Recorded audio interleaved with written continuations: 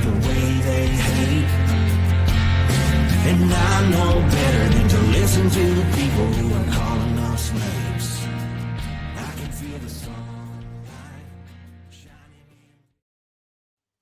Well, good morning and welcome to episode 862 of the Lots Project Morning Show, where the coffee is strong, the opinions are stronger, and everything is always filter free.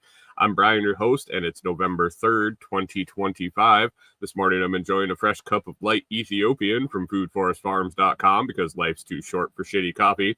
At Food Forest Farms, your beans are roasted by real human hands using a clean stream air roaster. More than just a customer, your family. Get 10% off with code LOTS10, that's LOTS10 over at foodforestfarms.com. And the shipping there is always free. While you're there, check out the C4 Club for even more awesome perks. Coffee Club is fantastic. The C4 Coffee Club, really consider joining it today. Today we've got another packed show, Roadwork progress that I'm going to go check out today, but a lot has gotten done. That is a good thing for sure. My thoughts on the Trainwreck docuseries over on Netflix. We watched a bunch of those this weekend. A few plans for some barrels I just picked up at our local barrel guy. I'll tell you a little bit about that and plenty more from around the property and beyond. So grab your coffee, smash that like button, and let's get started. Good morning, good morning, good morning. How is everybody doing today? Hope you're having a fantastic morning. Should be nice and rested after daylight savings. I think that was Saturday night into Sunday. We get an extra hour of sleep. So hopefully you're all nice and rested and ready to go for this Monday morning. I woke up wide awake. I think it was like 3 o'clock on Sunday morning. Went back to bed for quite a while, but then this morning definitely eyes popped open early and felt like I was running late. So just because the clock changes doesn't mean your body rhythm does. So hopefully you're going through the time change. You're going through the change in your life smoothly, and everything's going all right for you. So when are they going to just get rid of the whole daylight savings thing? I'm not sure, but not this year. So this light Ethiopian that Brian sent out this month for the C4 Club finished up the Survivors blend. I believe it was the 8s I was drinking, either the Aces or the 8s. I can't remember. I didn't really look at the label that closely, but it was the light Colombian and medium dark Brazilian blend, and it was phenomenal. I drank a little bit, probably drank a little bit more than I actually should have during the week, and I went through it a little quicker than normal, but it was fantastic. And then on to one of my staple favorites, the light Ethiopian. So if you're into premium coffee, I highly suggest that you check out Food Forest Farms.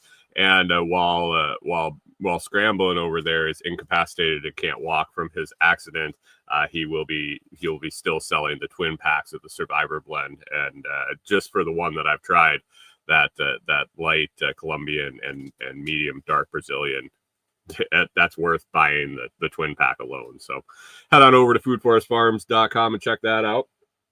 Kat is getting in her position for the show. Just to aggravate and irritate me. She's been running around and this morning already she's a menace. The cat for sure is a menace. She dumped over our kindling box, had a little side box of kindling and fire starters sitting there, and all of a sudden I hear it just dump over. And so she decided that she wanted to play in the box, and that it wasn't for storing the things that we wanted in it. And so she was playing in that for a little while, and then ADHD herself, she just started running around playing more. So I imagine at some point we might get her climbing up the back of the chair this morning like usual. So we'll see. She actually has an appointment on Friday.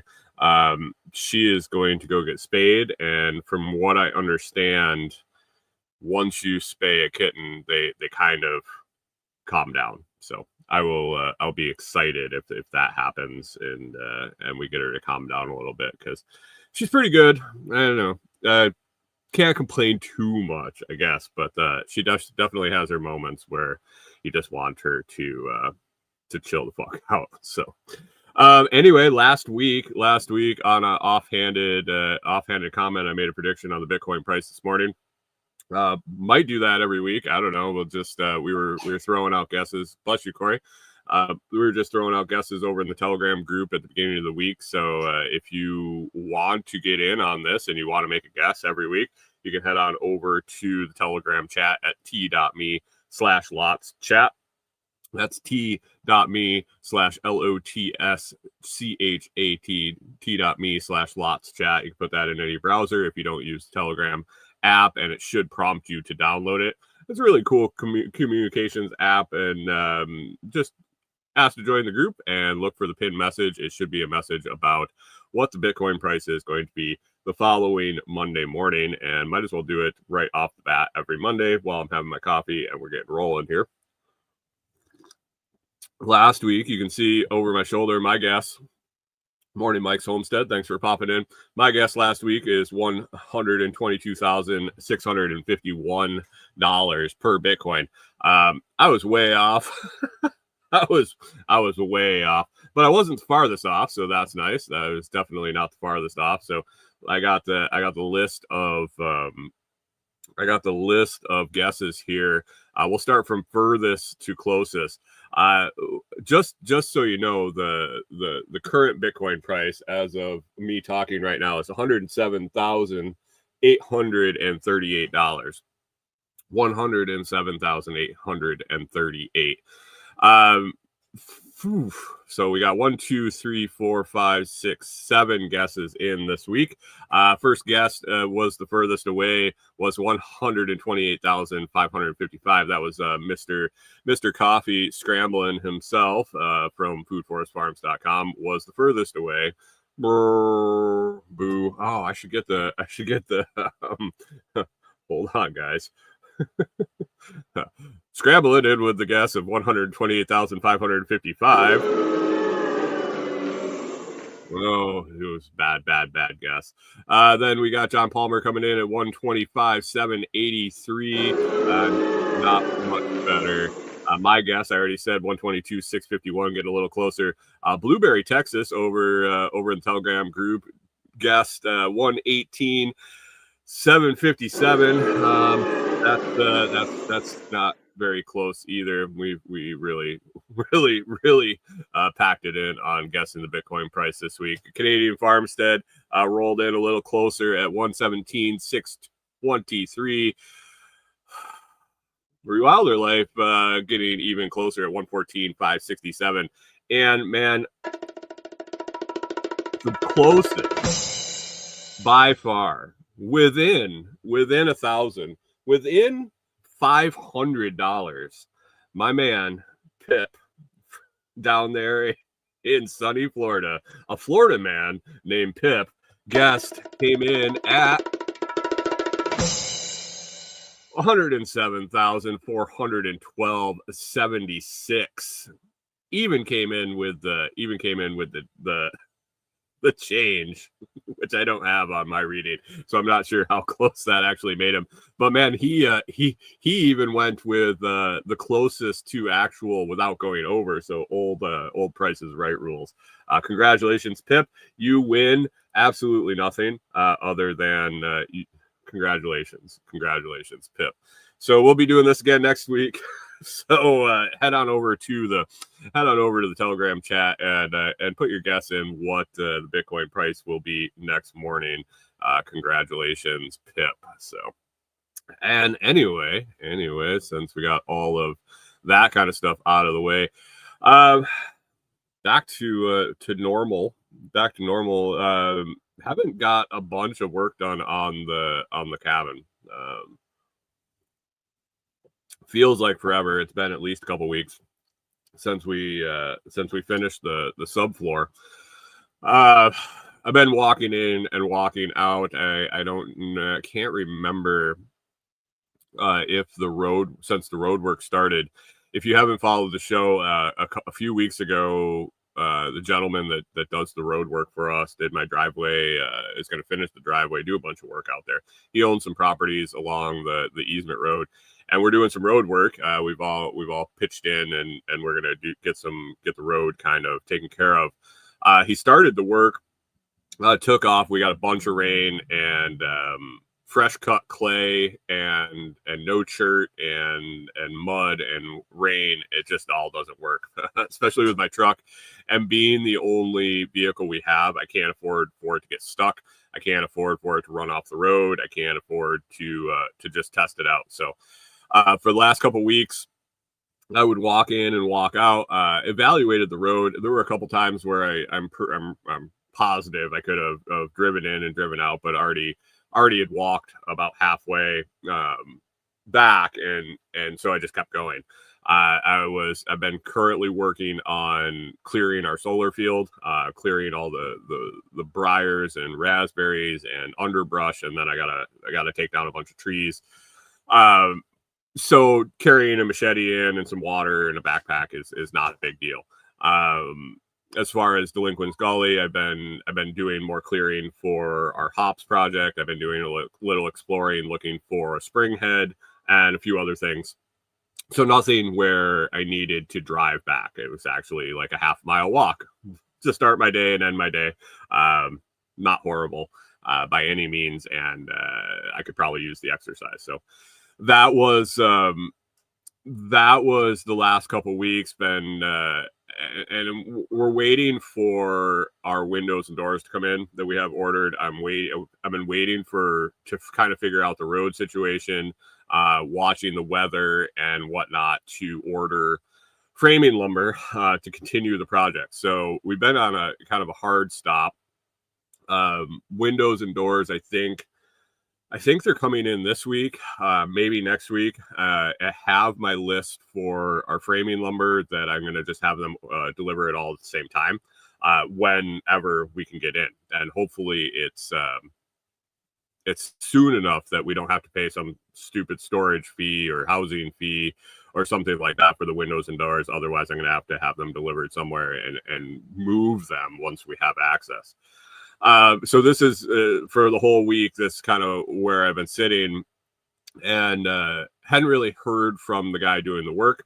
And Saturday, Corey and I went out to get mail.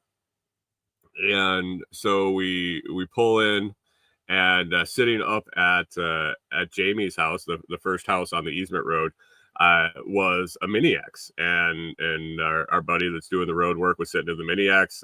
They were coming out to work for the weekend, and it sounds like they did a stroke of business. Now we're just going to be waiting on. He was hoping. So I didn't go out, and I didn't end up going out yesterday. I was going to go out and check out how far they got. We got some rain and some other stuff going on, so we decided not to go make the trip yesterday. Since I had to go out today anyway, I have some things I have to do. I have to go out today. So I haven't gotten eyes on what they got done, but it sounds like they accomplished quite a bit from the last time I checked in, and they were still working. So I'm excited to see how far they got. It sounded like we're at a position where the dirt work's going to be done, and we'll just be waiting on chert and getting loads of chert brought in and get laid down. So if it looks anything like it did after it dried out a little bit, after the rain, this last round when they started the work, I think I should be able to get delivery in this week. I've been looking at the forecast. There isn't a whole lot of rain in the forecast, lots of sun and slight breeze. So should dry up pretty quick, should be pretty solid, and be able to get a delivery truck back there. So hopefully windows, doors come in beginning of the week here, and I get an order in, and we can get that lumber in and get moving again on getting things framed out, getting windows and doors in.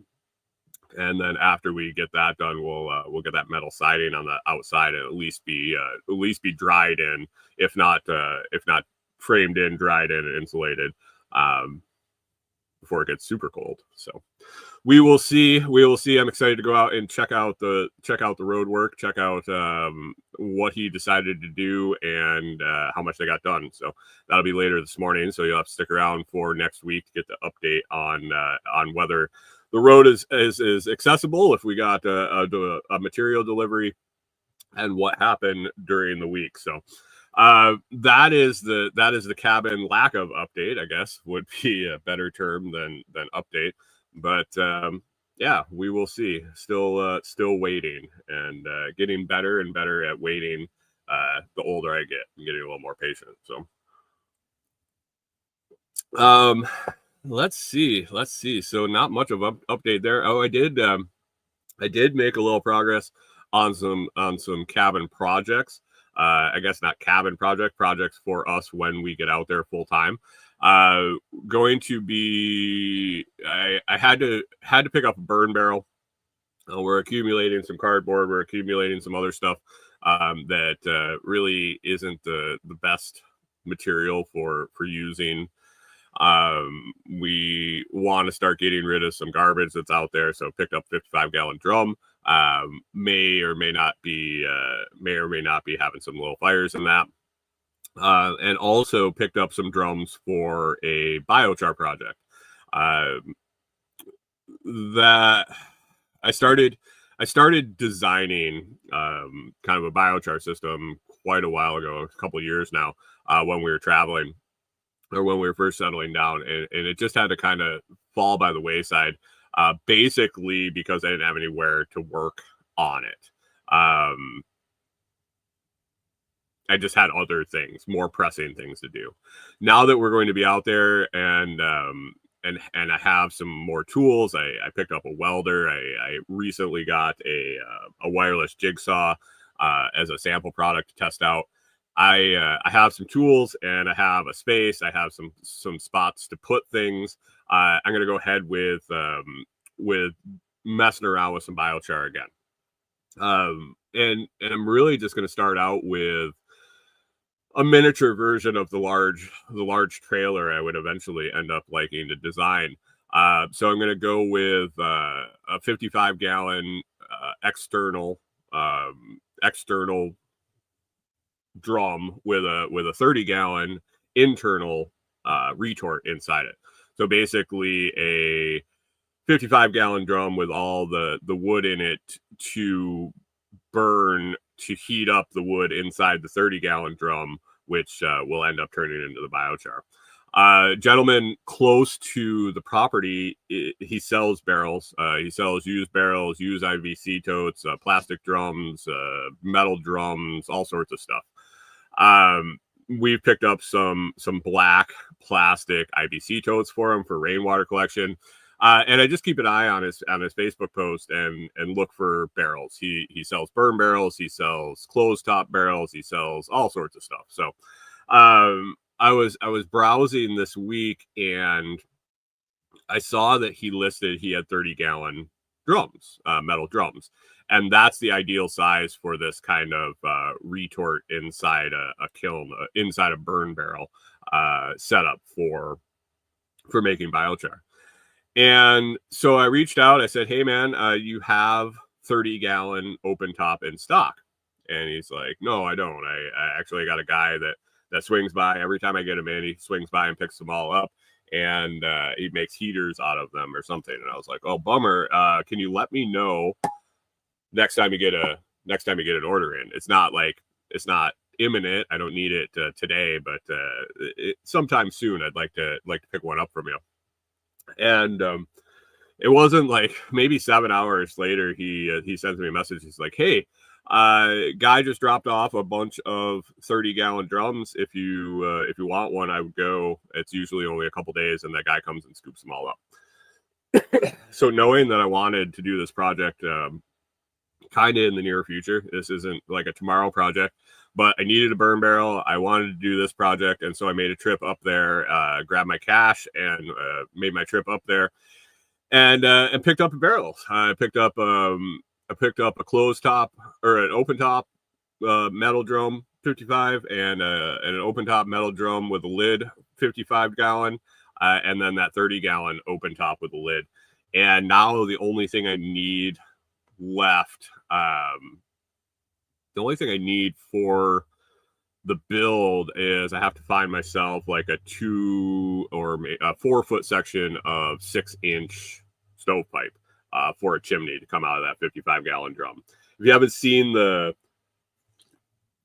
30-gallon inside a 55-gallon biochar reactor, you can go to YouTube, Porterhouse and Teal.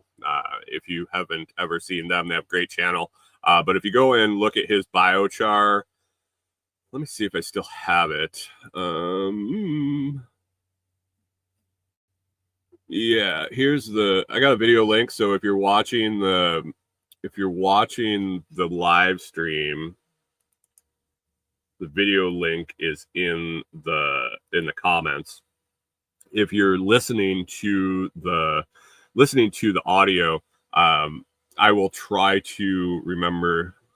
I'm jotting it down right now. I'll try to remember to get the YouTube link for this biochar reactor in the show notes. Give me 1 second here. But anyway, it's a really cool setup. One of the things I like most about it is you fill the negative space. So obviously you put a 30-gallon drum inside a 55-gallon drum, and there's some extra space. You fill that with the wood that starts the reaction. Basically you burn it and get it hot enough that the wood sealed inside the 30-gallon starts to off gas. It starts to put off wood gas.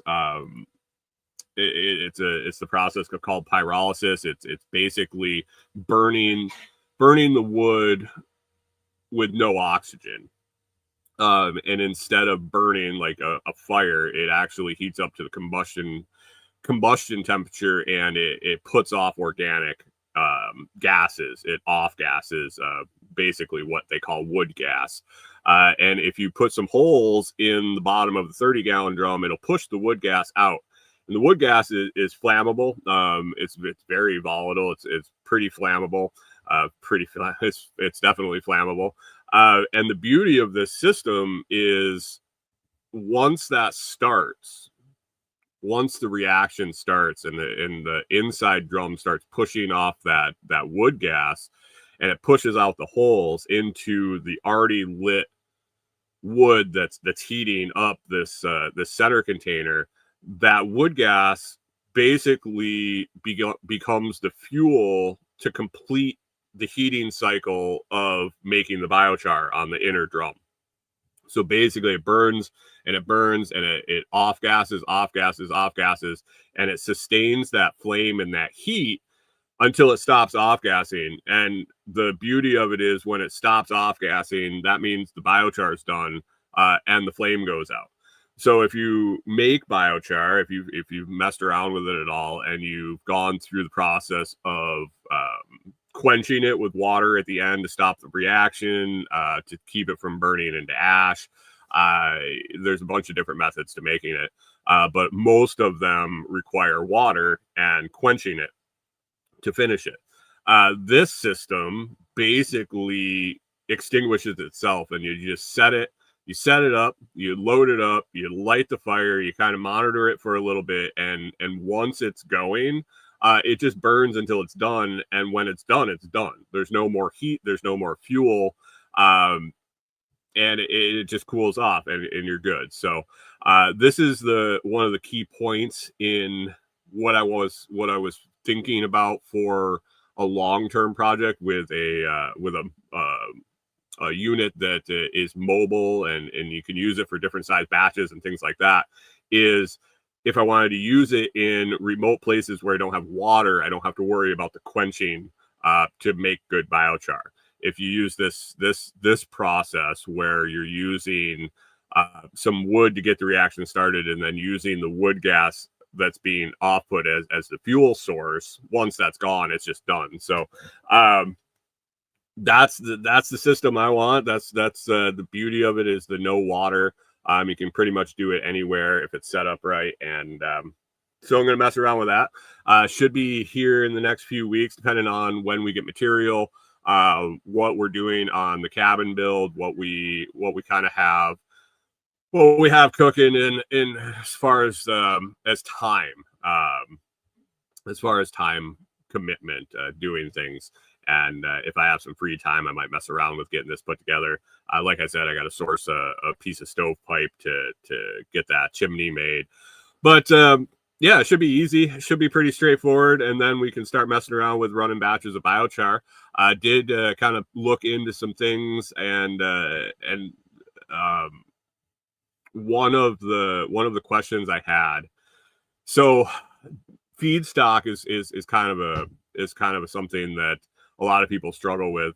Feedstock, A, for making the biochar, and B, feedstock for the fuel to get the reaction started.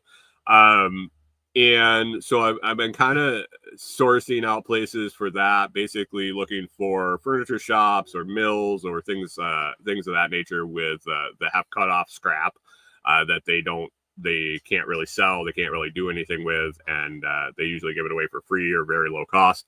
That is one option. Another option is fuel for is wood from the property or biomass from the property. And so I started digging in to see if the deadfall, half rotted, really punky wood, which we have a ton of on the 15 acres that we're managing there. This is old branches that have fallen down and laid in the forest floor and just kind of started to disintegrate. If that stuff made good char. I wasn't sure because there isn't a whole lot of fuel there. I don't know if you've ever picked up a kind of a rotting, decomposing branch in the woods and it kind of crumbles. If you throw it into a bonfire, it just smokes and smolders and doesn't really do a whole lot. This stuff is actually really, really good for making the char, the feedstock that turns into the char.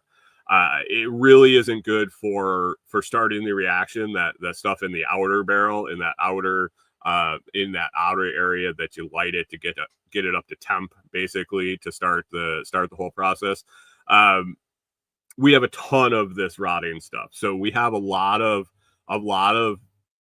potential material to turn into the biochar, and now I'm just sourcing wood to start that reaction, to fill that outer space to get lit, and have some few ideas. We have a pretty decent source for pallets close, and I'm thinking pallet wood would burn really nice and hot and quick and get that reaction kicked off. We'll have lots of end scraps of firewood and things like that in the long term, but right now we don't have anything like that cut and ready to go and dry. And so feedstock issues will be something that we'll have to deal with in the future, and it'll take care of it. We'll figure it out for sure. So, but excited that that dry, punky, rotting wood makes really good biochar, and actually confirmed that with Canadian Farmstead over in the Telegram chat this week when we were talking about it. So that's a little update with the barrels. Got those picked up for the property. Wood stove's running. Our wood stove here is running. We kicked off the wood stove season here in the camper with the cubic mini wood stove. We're getting down to the high to mid 30s this weekend, overnight temperatures, and then not really up. They're kind of rainy, dreary, drizzly days where the sun wasn't beating on the camper and raising the temperature. And so we decided to kick off some fires. I think we started Friday evening. We had one just to get things going and make sure the stove was up to snuff. I talked about last week that I got up and cleaned the stovepipe and got everything prepped up and ready. It worked. It's good. It is what it is. It's a really tough setup in our camper that Mike's Homestead said he lit his wood stove Thursday night. Yeah, it's about that time of the year. It looks like tonight. So we have it rolling this morning. It was 32 degrees outside, 32 degrees this morning. Currently, I think it still is 32. I think we were looking at today, and then the rest of the week, it looks good. We have to play a game here. We look at the forecast, look at what the day is going to be, because if we light a fire, if it's going to be like the low 40s and then it's going to be in the 70s during the day when bright sun, by like 9 o'clock, it's warm in the camper from the sun beating on it. So we have to kind of look at the day as a whole and decide whether we want to light that fire off. I think we're going to be there probably today, maybe tomorrow. The problem is my stack of wood outside that I was hoping it was left over from last year and had it stacked up there. I'd been peeking at it recently to decide if it was any good, and it looked nice and dry. It looked like it sat there all year and dried out. If you recall, if you were listening to the show last year, you'll recall that I purchased some wood, a couple batches of wood last year that weren't necessarily seasoned and dry like they should have been if they were for sale. Realized quickly that people in Tennessee and people in Minnesota have completely different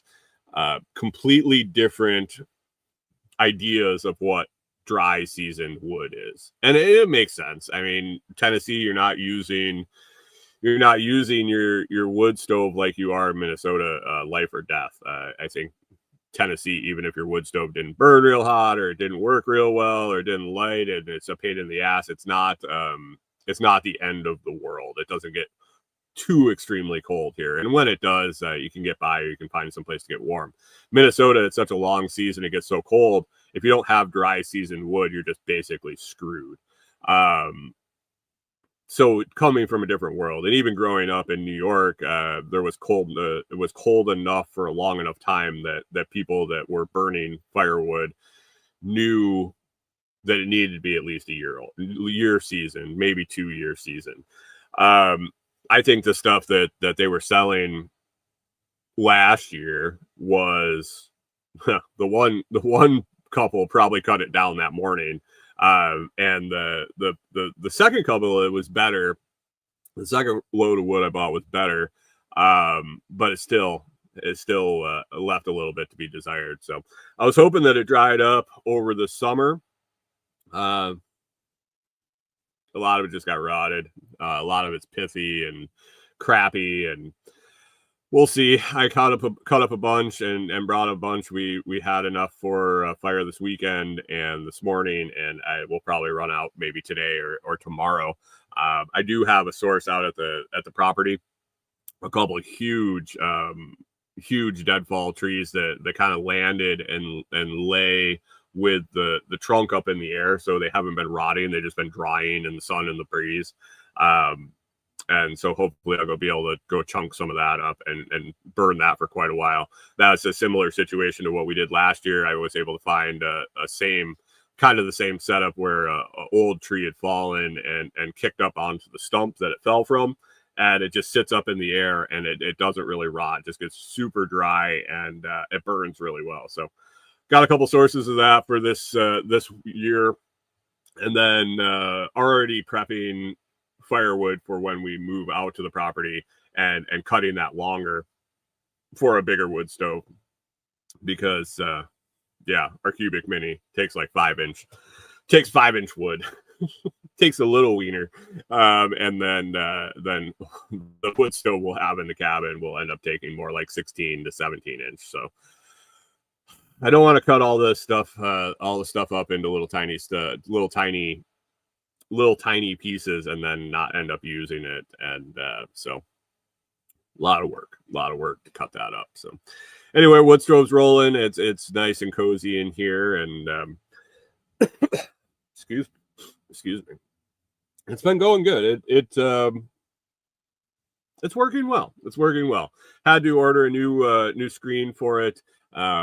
Probably should have done that last year. We have there's a little air intake on the front, and we have to go in there and clean that out every once in a while. And when you take the plate off and take the flame arrest screen out, it just, I mean, our stove's 4 or 5 years old. Just got old and brittle and broke, and we've been dicking around with it. Last year, for the majority of the year, it was in 2 pieces, and it wasn't horrible to be able to hold it up with 2 pieces and get the plate over it. Towards the end of last season, it ended up breaking into 3 pieces, and it's really, really difficult to hold it and get it put back together. So Corey put her foot down and said, "We need it. We need new screen." and I agreed for sure. I wasn't able to do it with 2 pieces, let alone 3. Get it back together. That was all on her, and so I got that ordered. Coming from Canada, we'll see how long it takes.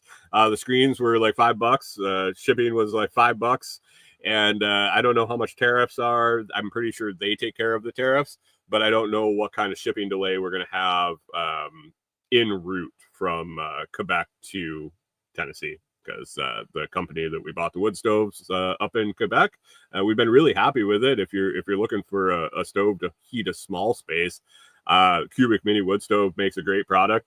I think we're going to be pulling it out of the camper and likely transferring it into a shed or workshop or another structure on the property. It isn't big enough or strong enough to handle a 750 square foot space that we're going to have.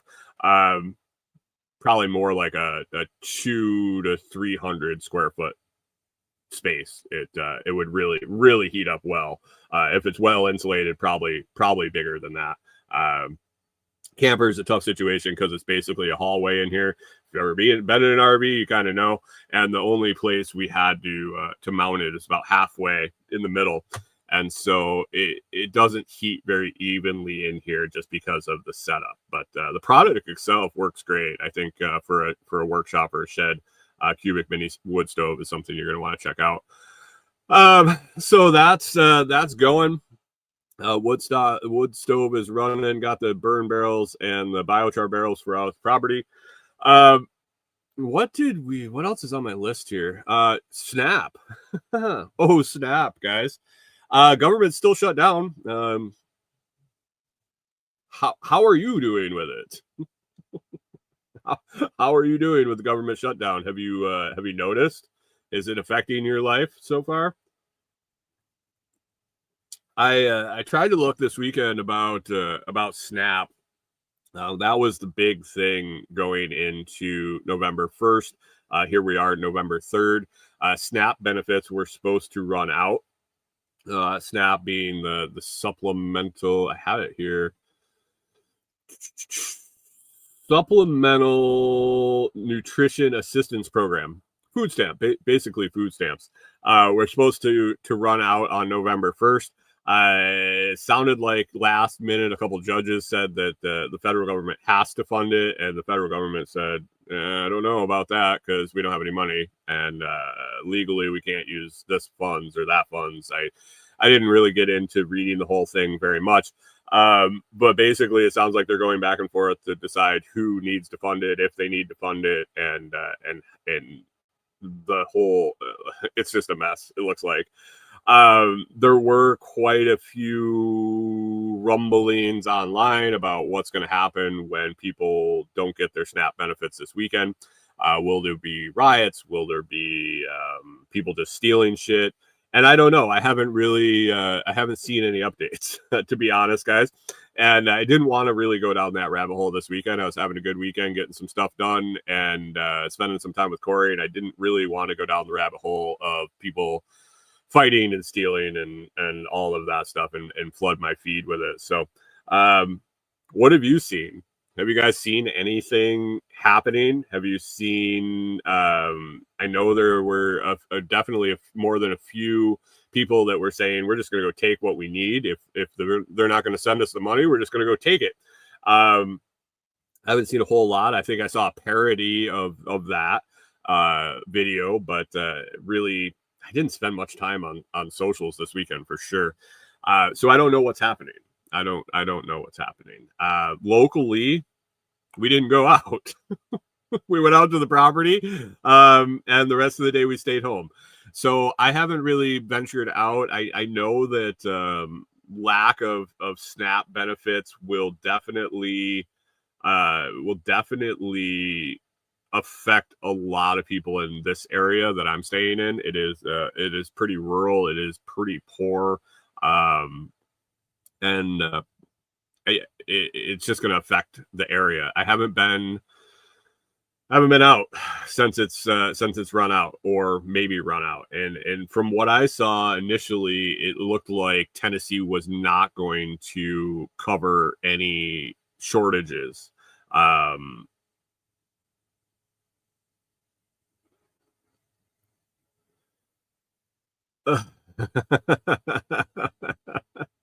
Mike's Homestead.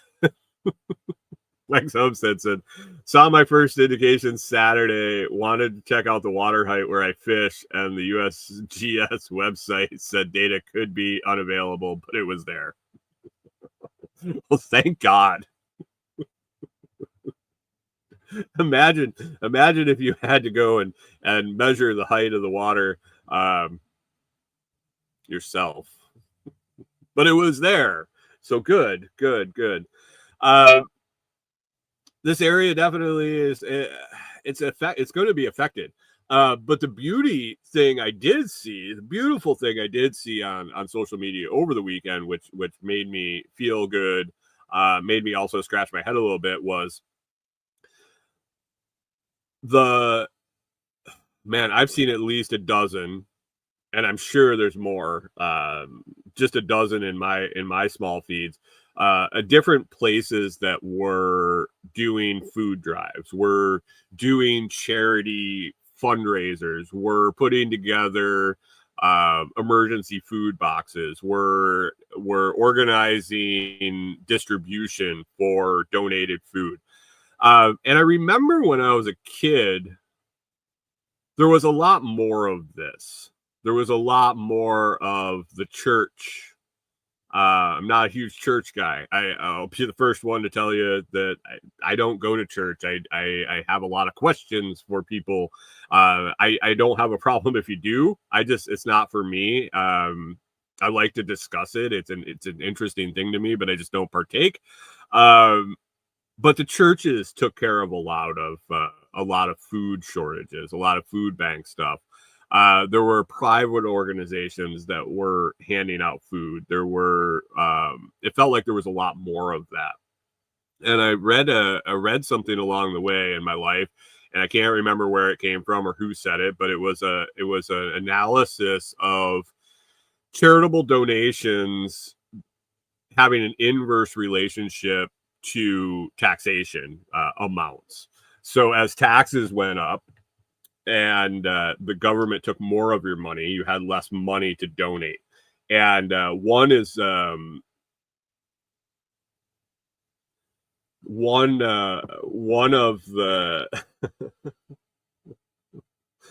the things you probably pay the taxes first is because they'll come and put you in a cage if you don't pay those. The church isn't going to come and put you in a cage. I mean, you might end up in hell or something if you stop donating to the church. So good morning, Hunter. Thanks for stopping in. He says the local Walmart made half on Saturday under last year.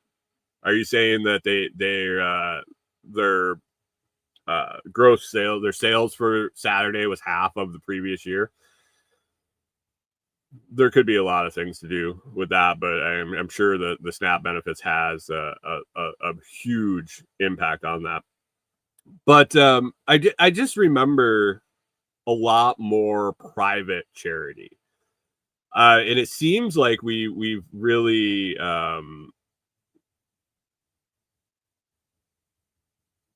it seems like we've gone to a complete reliance on the government, and that local stuff has really faded away. There are blessing boxes. If you've never seen those, they're kind of like the little libraries that people put in their front yard, but it's full of food. Take it if you need it, leave some if you can.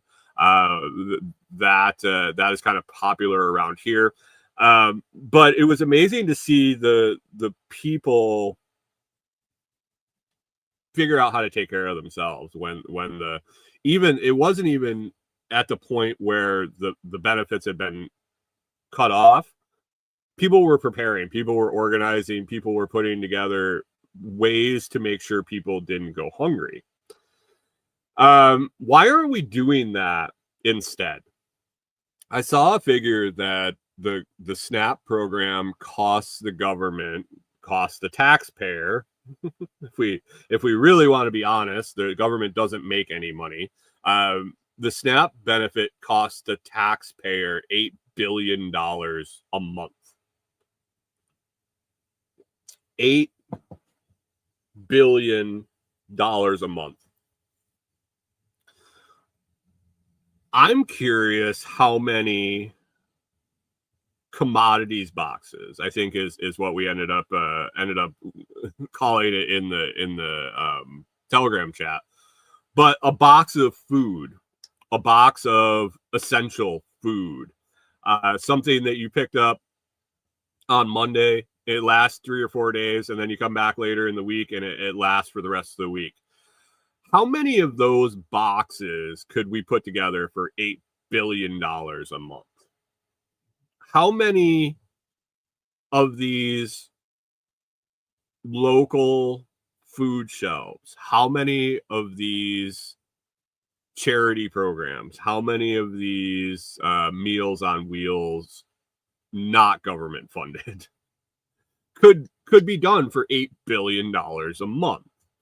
You always know that the least efficient way to handle dollars is through the government. What is it? The most effective way is spending your money on you. The next effective way, most effective way of use of money is spending your money on someone else, and the least effective way to use money is to spend somebody else's money on someone else. Was that the whole thing? I think there might have been 4 levels there, but definitely the least effective was using someone else's money to benefit someone else, and so that is definitely taxes. Hunter says the news reported that a local soup kitchen served 700 meals over the weekend, but that's about normal if you dig. Nearly half the Haitian immigrants are on SNAP. How many? What's the number? 6 is half of 12.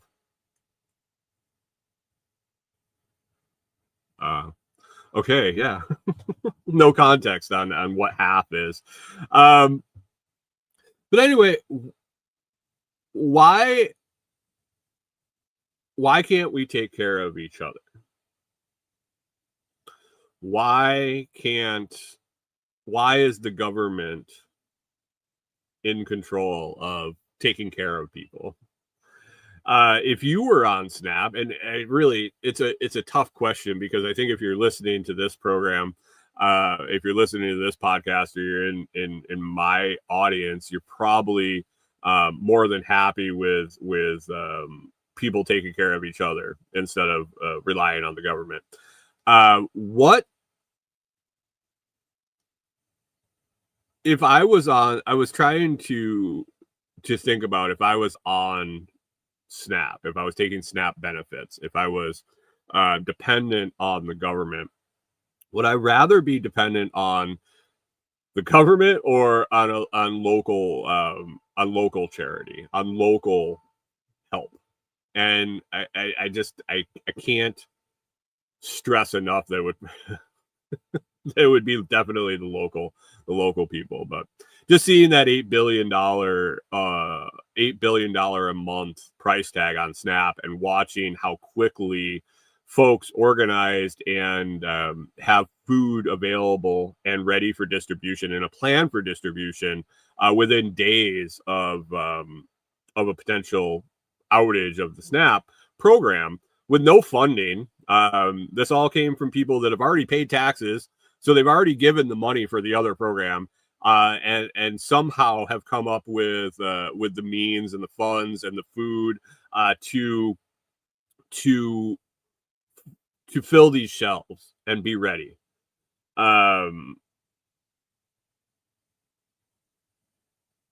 Mike's Homestead says government has helped create a sense of entitlement, and most of us want nothing to do with those folks. Yeah. The entitlement part of it, the you owe me, I don't understand. I don't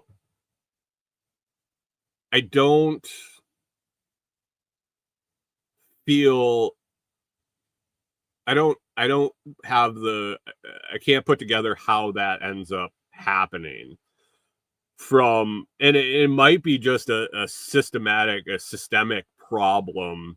When has it been generations that it's been happening? Has your family or have you been receiving SNAP benefits since? Is that like the first thing you know? Is that the only thing you know? I picture myself having to go and ask for help, which is very hard for me to begin with. But going and asking for help, and then trying to do the gymnastics in my head to feel that I'm owed that help at some point. And if somebody isn't willing to help, being upset at that point. It's a weird transition in my head. And I'm guessing that it has to do with longevity. That if you're just in the process of getting that payment, and it's gone, then you're a little pissed off about it. So I don't know how this is going to go long term, but I really feel that it looks like the public could definitely do a better job of providing assistance, and probably a healthier job of providing assistance. And instead of just giving people funds, giving them what they actually need is the food. The program is designed to provide nutrition in the event that someone can't afford it, providing them with money to make their own uneducated nutrition choices. Maybe providing food is the answer. Mike's Homestead says, I've delivered a lot of food in Mexico. The people there start cooking it to share with us. Yeah.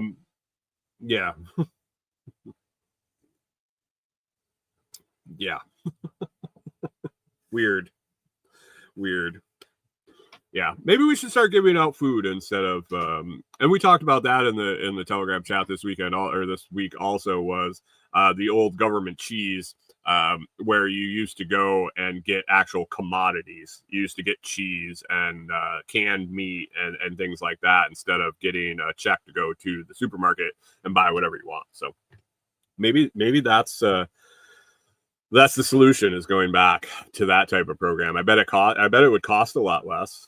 I bet there would be a lot of people that weren't happy with their Velveeta in a can and their steamed pork or whatever, steamed beef in a can, and instead of being able to go and buy what they want at the store. So I don't know. I definitely think people need help. I'm not a cold-hearted person that doesn't think that people need help, but I think there's more efficient and more effective ways to do it than just to give them money. So that's SNAP. We'll see how that goes.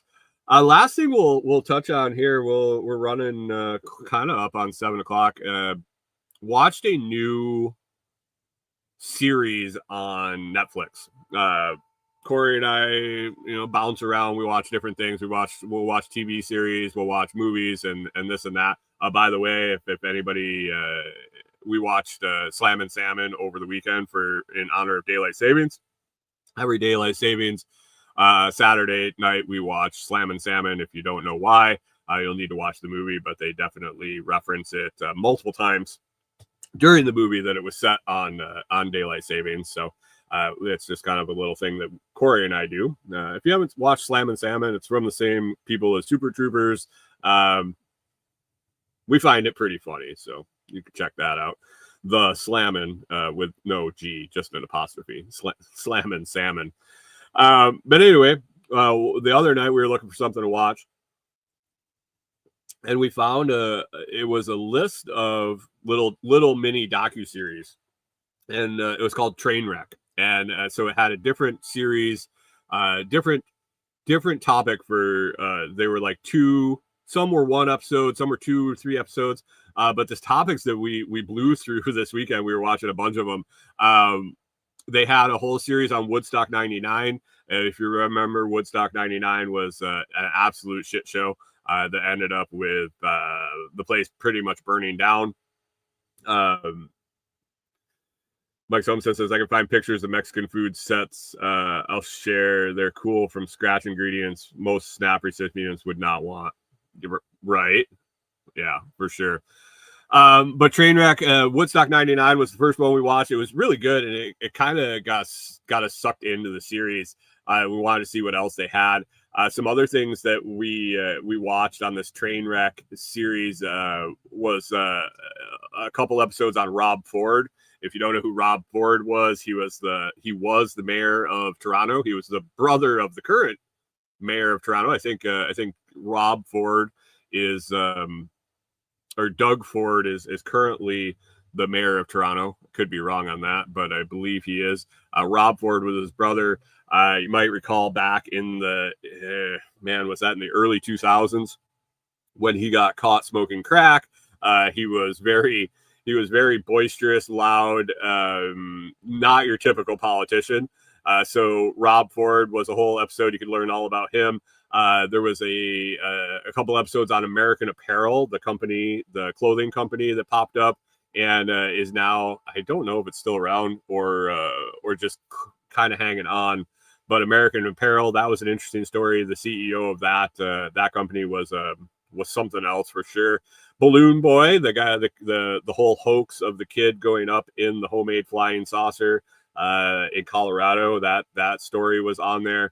The Storm Area 51 group, the group that had a Facebook meeting to meet up at Area 51 and all storm Area 51, saying that they can't stop us all, and how that all went down and the results of that. There was a Project X party. That was a pretty good one. If you don't know what Project X is, it was a movie about a viral party that got out of control. It was from the early to mid 2000s, but it actually happened in real life in the Netherlands. Somebody posted a party on Facebook. It ended up getting put as public and went viral. And this tells the story of really what happened when there was an open invite and there were hundreds of thousands of people that were supposed to show up to this party in this tiny little town. So you could check that out. And then there was an episode on the Astro World, the Travis Scott concert in Houston, where a bunch of people died from being crushed in a rush, and kind of how it happened, the story behind it. So if you're looking for some shorter docuseries, some stuff that you may remember happening, you maybe not know the whole story behind it. Maybe you heard about it in the news, and there were definitely interesting stories. They were well done. Check it out. Trainwreck over on Netflix. And I would definitely suggest the Woodstock 99, the Rob Ford one was really good. The Project X one I found pretty entertaining. So that's kind of what we've been watching. Got some product reviews coming up this week. Been checking them out. I actually have to check on one this morning when I head out to the property. I have got a trail cam in that I'm evaluating, and then let me see. I think it's right here. I got a really nice foldable fillet knife for you fishermen. Maybe you, Mike Homestead, might be interested in the Fleesa foldable fillet knife. Have that. I've been messing around with. Got to make a video on that. Got a wireless, cordless jigsaw that it's still in the box. That's actually picked that up this weekend from the mail.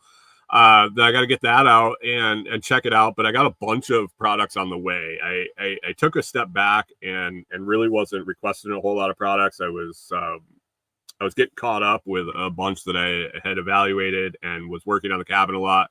And since the cabin work really tailed off, I went on and put some time in and looked for some more products to request and talked to a bunch of companies about getting some samples in for evaluation to just get some more videos up. And so I got a bunch of stuff coming. I'm excited about that.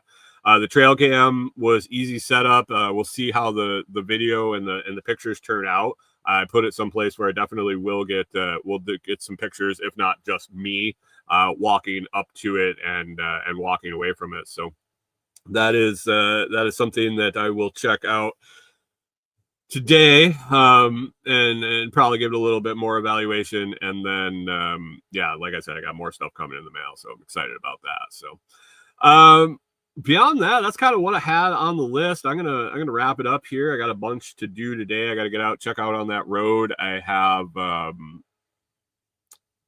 and yeah, figure out a plan, figure out if we're going to be able to get a delivery truck in there or not, and figure out a contingency if we can't, and get rolling back on working on the cabin. I'm excited about that. So if you are if you want to hang out with us during the week, and you want to over in the Telegram group, Mike Desjardins put pictures of the stuff that they took out to when he was delivering food in Mexico. You should definitely check that out. You should join us in the Telegram group, t.me/LotsChat. That's t.me/LotsChat. Great group of people that hang out, and we have conversations on all sorts of stuff during the week. So got to put in my my Bitcoin prediction for next week. I'll do that every week before the show is over, and then you can put in your guesses over on the Telegram chat. We're at 107,747.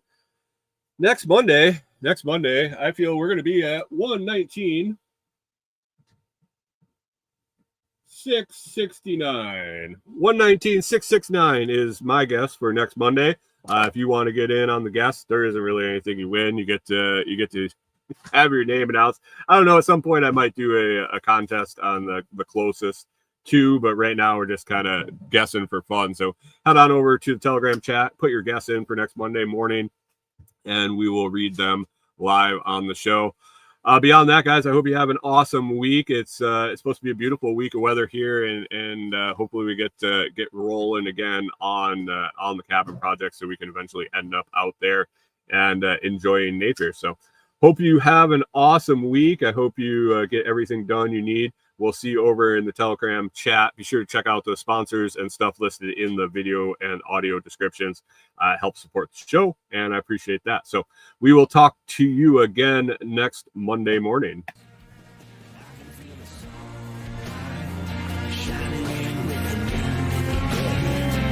the end of this longest ride.